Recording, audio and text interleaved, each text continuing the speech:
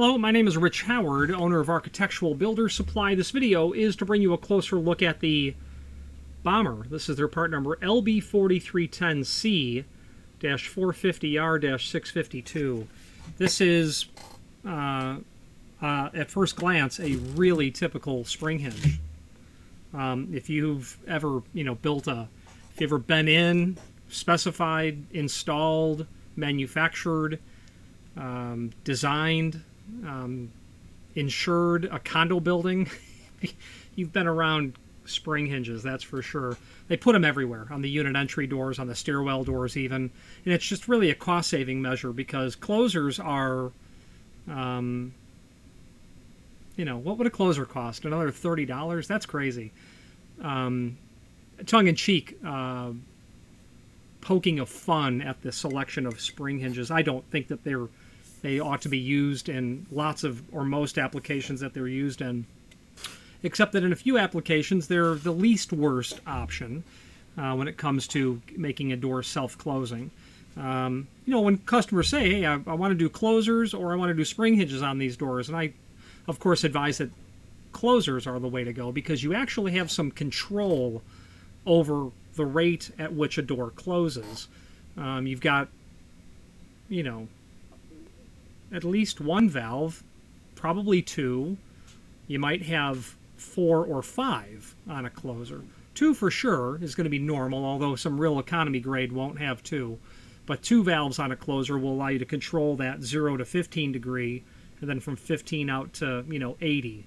More advanced closers will allow you to control out here, and then also control the rate at which it closes. That 5th valve that I had mentioned is a unique valve on a particular closer. When it's installed in a parallel arm sort of fashion, it changes the path of fluid. So you have some control. With a spring hinge, wind it up, let it go. Wind it up, let it go. Wind it up. And the only thing you control is how quickly it'll close, and you hope that it will latch, because it's really just inertia that's getting that door closed at the end when the spring is tightly wound and then it releases, and down over here there's not too much left. You're just relying on the momentum to get it closed.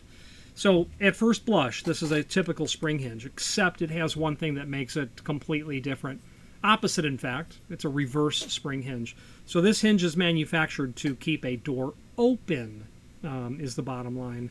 Why would you want such a thing? We'll talk about that in a moment. Let's talk about the dimensional properties. This is a 4.5 inch by 4.5 inch hinge from Bommer. It's 4.5 tall. It is 4.5 inch wide.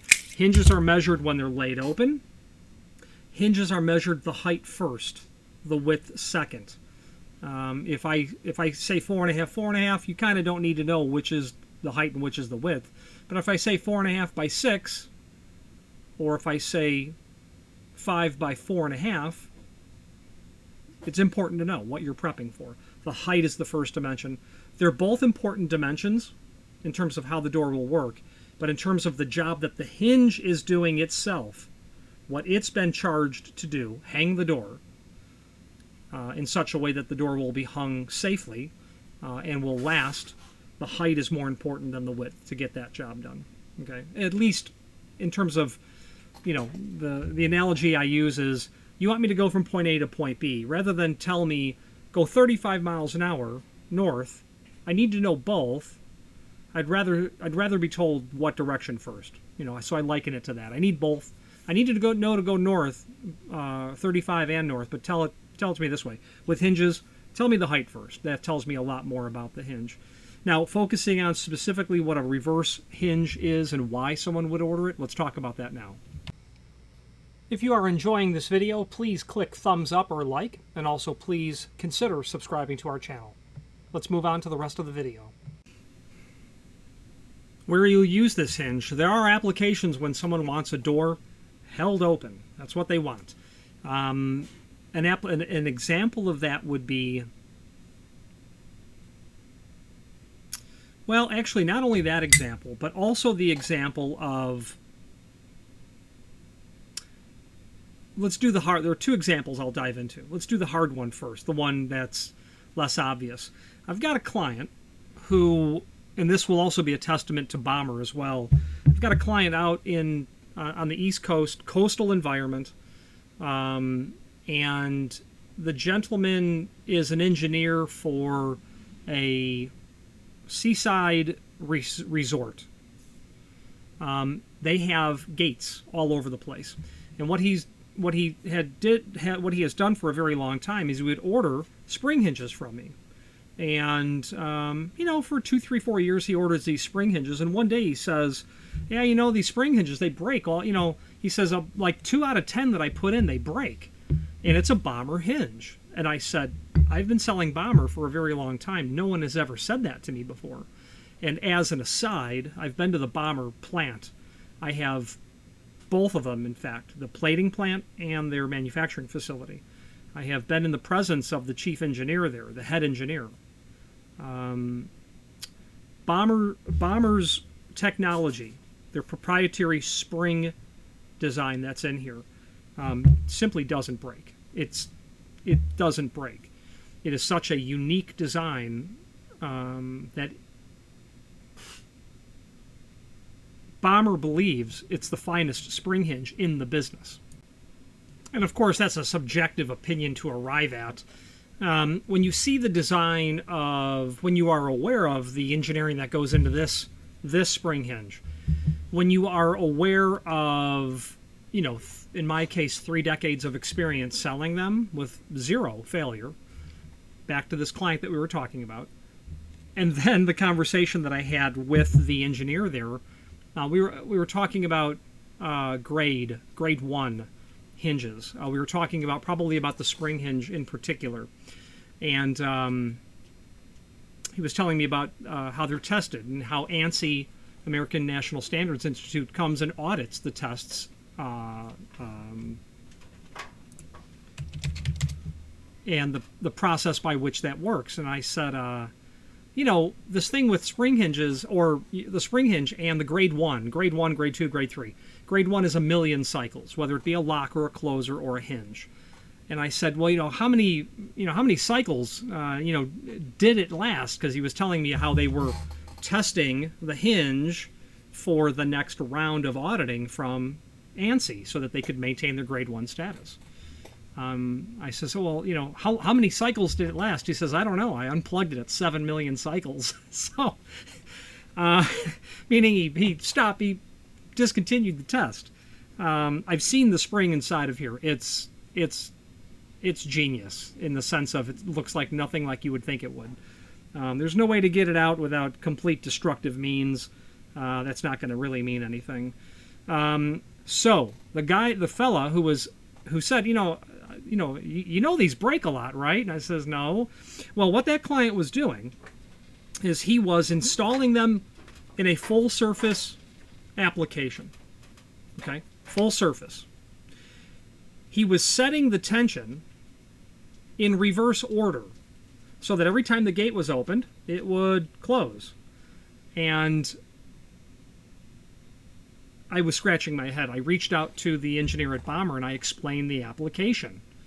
And I felt awful that it didn't occur to me that I actually had to ask for help. Photograph shows the gates, the hinges. Before I even sent that to him, the engineer says, I bet they're surface mounting them. Image comes, yes, indeed, they're surface mounting them. So the spring is wound backwards. So it's not designed to go backwards. At some point, it's not going to work. He says, all you need to do is order reverse spring hinges. We moved to reverse spring hinges, solved that problem forever. Surface mounting it like that, reverse action, works perfectly. So that client, that's the harder of the two. The other one is you just want a door to stay ajar or open. There is the application that I think of all the time. There is a common bathroom where several units in a condo building will all go to. It's a single occupancy lavatory. And some people leave the door pulled closed and shut, and you've got to walk down a long hallway to knock on the door to realize no one's in there. That door held open all the time. It's not a fire-rated door. Would be nice, because it will be obvious that no one's in there from 50 feet away. So now you've got 100 feet to walk to find out that it's not occupied or it is occupied. Not occupied. So that would be an application. This client in particular has and I hear this all the time, I've got a door going from this part of the house to this part of the house. I want the dog to be able to freely move back and forth. What he does all the time is a large dog, and he always hits the door, and then he pushes it and latches it closed. So wants the door held open at 90 degrees so the dog isn't really kind of getting that pushed back in the closed position. It can be something as inane as that, something as base, as common, or as simple of a problem to solve as something like that. Now, having said this, if you are in the world of hardware, you will immediately note that there is no UL stamp on this anywhere. There is no labeling on the hinge. This is expressly prohibited from use on fire doors. Expressly prohibited. NFPA 80 is the governing is standard, and if that standard is adopted by code, it becomes code. But it gives extreme guidance in terms of how big of a door you can have to use spring hinges, how many spring hinges you have to have, what it can be made of, the size when it comes to fire-rated doors. This is only different from a standard hinge in the fact that it's reverse. It happens to exclude it from use on a fire-rated door. Okay.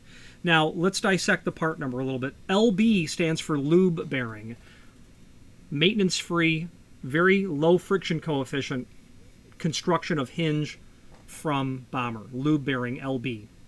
It also means a 3-knuckle hinge. If you ordered an LB, a standard full mortise commercial architectural grade hinge, if you ordered it LB, it would be a 3-knuckle hinge. It wouldn't be 3 oddly sized knuckles like this. It would be 3 equal sized knuckles versus their BB, which is a 5-knuckle hinge. The 4310, all of that conspires to mean a number of things. It means it's a full mortise hinge. You can see from the swag on the hinge leaf here and here that when the leaves are brought parallel, they're meant to be mortised flush to the edge of the door and frame. It means it certainly means that it is full mortise. It also means that it is a standard weight hinge. The thickness of the leaf, my caliper tells me 0.137, 138. It ought to be 134. That's well within tolerance. That part number also tells me it's made of steel. It also tells me that the template hole, that the locations of the screw holes are what we would call the template pattern. Half moon, that kind of terminology is used. This is a standard. If you have a manufacturer of a door or a frame or a hinge that puts the location of the screw holes in the template pattern, it will be compatible, for a 4.5 or a 4 or a 3.5 or a 5 or a 6 or an 8, whatever the height of the hinge is. Okay, so template pattern. I don't think it really means anything else. Well, actually, yeah, no, I don't think it does. The C in the part number tells us it's commercial grade, or what Bommer refers to as contract grade. If you drop the C off, the thickness of this leaf would drop to about 96 thousandths. It would be a residential application. But you're not going to get it in 4.5. You'll get those in like a 3.5 inch or a 4 inch. The 4, moving through the part number, the 450 again means 4.5 by 4.5. Okay, spring hinges are generally this size, or 4x4, or 3.5, 3.5. You will find there is someone who makes a 5 by 5. 4.5 by 4 can be done as well in a spring hinge. 4.5 is a very typical hinge. It may not be the right size for you. You might be better served by a 4.5 by 4, or if it's a wood door and frame, maybe a 4 by 4 would make more sense. The size is directly related to the application and what the needs are of the application. Don't assume 4.5 is the best choice, because it may not be, is the bottom line. Looking at my part number here, then R in the part number, that clearly means reverse. Let's demonstrate that. There is a tension collar here, is what we'll call that. There's not one down here. Okay. When you install the hinge with the tension collar pointed towards the top of the door, now, setting the tension on this will be opposite the way that you would normally set the tension. The installation instructions, which we'll look at, would tell you to turn this clockwise. That's not the case with a reverse spring hinge. You do need to turn that counterclockwise because of that condition. So you'll insert your tension rod and you'll turn it, what would be counterclockwise. Okay. When you do that, you'll reveal new holes in the hinge.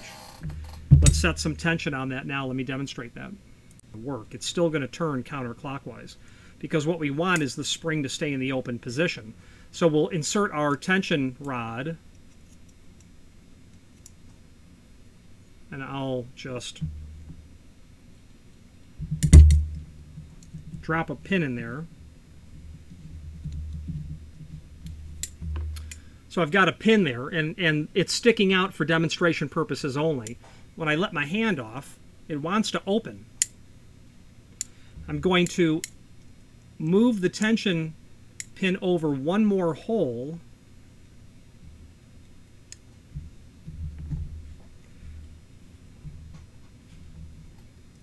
It's obviously quite easy to do this when it's on the door. So I've moved the pin one more tension hole over, and it really starts to open up the door. One more hole, it'll open it up even further. Okay. So the bottom line is I'm still turning it clockwise. Now, if you recall, I had said that that pin was hanging out for demonstration purposes only. Okay. I've also had people call and say, I can't get the pin in far enough.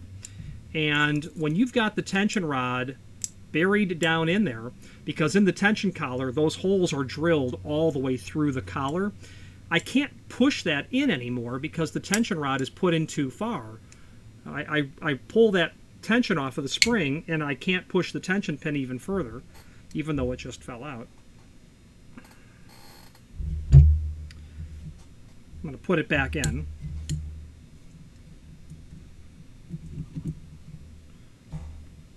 Okay. Now what happens is, if I were to relieve the tension on the pin, okay, I can't push it in any further. So what you want to do is, because what you want is the pin to be all the way flush, you're going to pull that tension rod out a little bit. And at a certain point, it's certainly going to go all the way in. There it goes. So I'm just making room. The reason of going through the effort of showing you how that pin must be flush or slightly inside of the tension collar housing, I have been called in my career probably 3 times by lawyers who have been asking my opinion on that tension pin. What happens is when it's sticking out, and people have advised to use anything like a 4-penny finish nail, you can do that, but nothing can be hanging out, because where spring hinges are used all the time are in fitting rooms. And the last instance was not too terribly long ago. A girl, maybe 10 or 11 years old, mom was in the fitting room, daughter is standing outside of the fitting room, and she leaned back up against the door and then just, started to slide down the back of the door, and she realized after about 2 or 3 inches that something was cutting her back. It was a projecting tension pin. Make sure those are set flush. Do not use anything other, in my opinion, than the manufacturer's original, because I can take that pin and run it on my arm. I'm not breaking the skin. It happens, and it's strange. Once a decade, I get that call on average. So that's how you'll set the tension on this. Now, how many of these springs are going to do the job? Hard to say. It depends on the width of the door, the weight of the door, how the door is hung. If the door is, is every door true plumb level and square? Probably not. Is the door actually trying to swing upwards because the jamb is kicked or towed? That sort of thing. One spring hinge, I don't really see working in lots of installations, because it's really going to take likely maxing out the tension that you can set on the spring, and getting past 3 holes, depending on the degree of opening, is where you have to start to be really mindful of it. My opinion, not only because I'm a hinge salesman, but it would be to buy 2, because you can spread that load out amongst those hinges. The clear advantage is at the critical, in this case, critical opening cycle, you still have enough residual stored energy in the spring to get the door to stand where you want it to. Because you'll have 2 or more spring hinges on the door, you can tailor that load. Don't install it at the top. You're going to want to go middle first, then bottom, if you've got 2. If you've got 1, I think middle would be the way to go on that. If you have 3, obviously all 3. But that's how I would go about in terms of, the quantity of hinges. You could find that you simply need another one. You order one, and then you decide, yes, this is not getting the job done. I need a second spring hinge. This is going to include in my part number as I move through it, AWS TMS. AWS means all wood screws, so there'll be 8 wood screws inside this package. TMS means template machine screws. That means there will be enough machine screws in here to do the whole hinge. That means there are 16 screws in there, 8 of each. I don't know the client's application, whether it be a wood door and a wood frame, a metal frame, a wood door, a metal door, a metal door, a metal frame, a metal door. Wanted to have the proper quantity, no guesswork involved, screw package go to the client. They could have just, we could have said, yeah, I've got a wood door and a wood frame. We don't need the machine screws. It's an unusual 1224 flat undercut head thread forming half-inch long screw. You know, if you're going to throw them away, let's just spec out the screws that you need to begin with. Now, there is some supporting information. There are instructions which we'll touch on briefly. Before we do that, this hinge is made of steel because of its base material. Bommer can do lots of different finishes. Your brasses, your bronze, your chromes, your nickels, oil rubbed, prime coat, bright black japanned, zinc coated, zinc dichromate. You know, they can do whatever can be done on steel, they can do. At least a dozen possibilities for sure can be done, if not 15 or 16 easily. They have their own plating plant. I mentioned I had been there. I've seen the work that they do. I know the capabilities that they have firsthand. So if you have need for a finish that you'd like to have, and it's not listed, reach out. If Bommer can do it, they will likely do it. They might say, yeah, you know, antique nickel, yeah, you know, we're going to have a production run on that. We're going to need you to order so many because, again, having been there, it's quite laborious doing a plating on hardware. I've seen metal doors manufactured. I've seen hinges manufactured.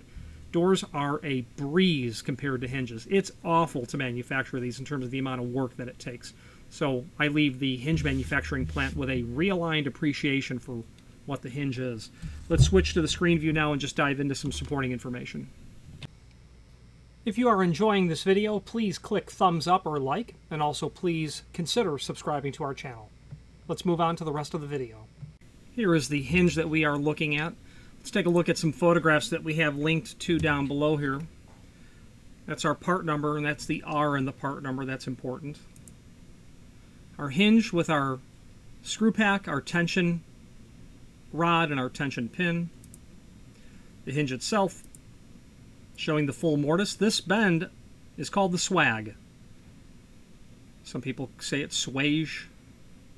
I'm sure I'm pronouncing it wrong, but it's the bend on the hinge leaf. The backside, notably absent is any indication that it's UL listed. Listed and labeled. Just a close-up of the tension collar and the leaf itself. The Bommer logo. Take note of that, made in USA. A hyper close-up of the plating process itself. This is satin chrome on steel. And then our screw packages.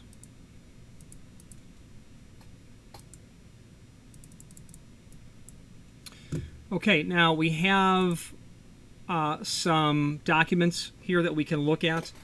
There is a link to the template. This will show you all the important dimensional properties of the hinge as we've discussed in terms of the location of the screw holes. If you're not sure if this is going to line up for what you need, double check. But if it looks like this half moon, you know, is what people will call it, and it's not a zigzag, you know, that sort of terminology, it's probably this, especially if it's 4x4.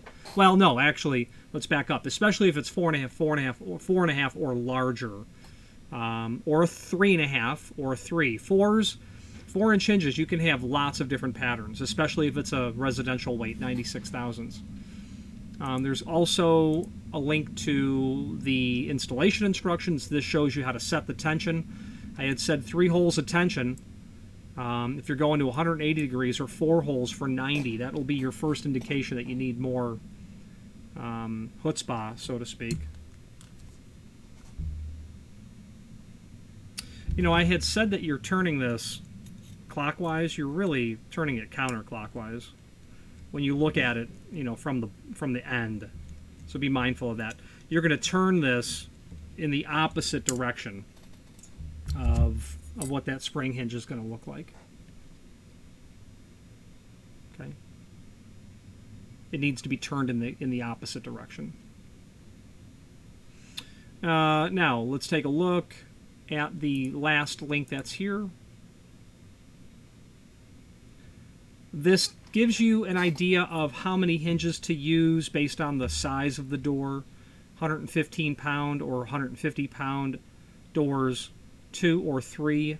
You can hinges. You can mix and match the spring hinge with another 4.5-inch wide hinge that is the same thickness or caliber. You can use, you've got a commercial weight hinge. You've got to stick with a commercial weight hinge. You can't use a residential weight hinge, is the bottom line. Okay. This document talks about an overview of labeled doors. None of that applies, but the information is on the document. Okay. Uses for single-acting spring hinges. Minimize cost of installing a door closing device on an industrial, commercial, institutional, residential application. Just realize Bommer doesn't make door closers, so take it with a grain of salt. If you do use spring hinges over a closer, you're not only saving the difference in cost of the material, which isn't substantial, but I think where the savings may come in when you have 180 doors is the labor to install them. You're already hanging the door, and all you have to do is set the tension and set the pins to the proper position as well. For use in hotels, motels, apartments, dormitories, residences, where doors are required to be self-closing, always verify local code requirements. There could be an application in a particular jurisdiction that would not permit a spring hinge. I'm not familiar with any, but that's what they mean. Obviously, Bommer has run into it. That's why that statement is there. Okay. Now, there is a link below this video here to the manufacturer's page, and from there, when we click on it, we can pull up this page, not only all of the Bommer products that we sell, but also by means of this horizontal navigation, but also a link to the manufacturer's website, as well as a link to the full product catalog. That's 80-plus pages of many things spring hinge related, and I will scroll through it just to show you the... I scrolled too far, I think.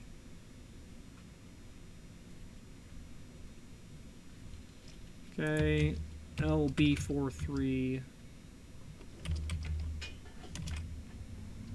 6.2. Okay.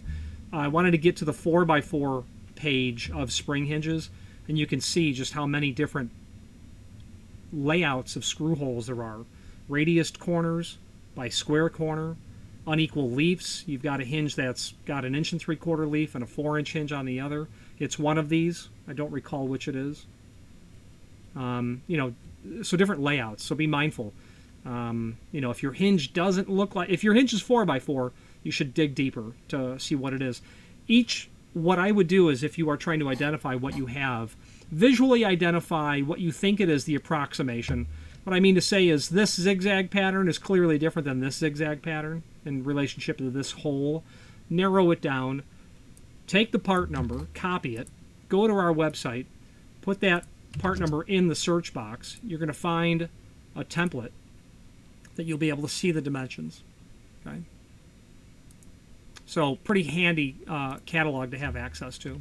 Let's wrap up this video on camera.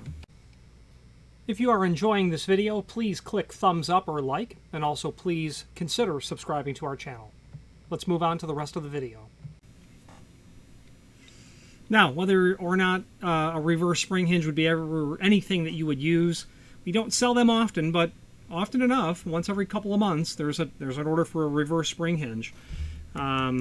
Bommer will make 4.5, 4.5. They historically made other sizes. They will still make other sizes, but they will need a production run of like 100 pieces, something like that. There's a ton of work that goes into making hinges. I understand it fully. But the 4.5, 4.5s they'll make. This client just needed 2. Wasn't sure if you wanted steel or stainless. If you wanted this same hinge in a stainless-based material, the part number would become 90C. LB4310C would be the only change. Last thing I'd like to point out to you is the Bommer logo that I had showed you earlier in that photograph. That is a fact that Bommer is quite proud of, as am I to represent them. Other manufacturers' logos will say, I've seen USA on top of their logo. Does not mean it's made in the United States, which may or may not matter to you. It does to me, but everything Bommer does is literally as they say, made in the United States. Any questions on the LB4310C, 450R, AWS, TMS, 652. By the way, 652 means three things. It means it's made of steel, has a satin chrome plating, and a thin layer of lacquer that's on it, small little coat of lacquer. Any questions on this or any other Bommer product, please feel free to reach out to us. And thank you. Again, thank you for watching, and if you've enjoyed this video, please click thumbs up, please subscribe, and maybe even send the video to someone that you know. Thank you.